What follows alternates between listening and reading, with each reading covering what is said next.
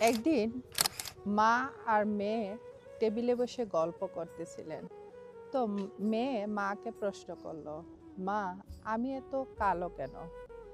আমার চেহারার চেয়ে আমার বন্ধুদের চেহারা অনেক সুন্দর, তারা অনেক ফর্সা।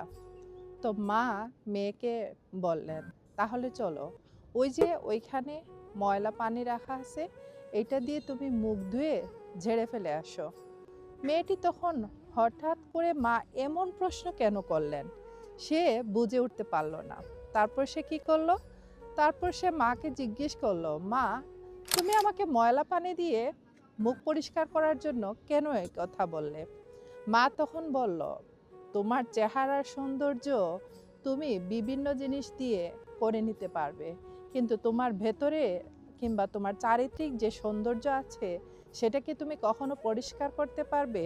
তোমার আগে পরিষ্কার হওয়া উচিত তোমার ভেতরের সৌন্দর্য, তোমার মনের সৌন্দর্য। যখন তোমার মন সুন্দর হয়ে যাবে, তোমার সব কিছু সুন্দর লাগবে।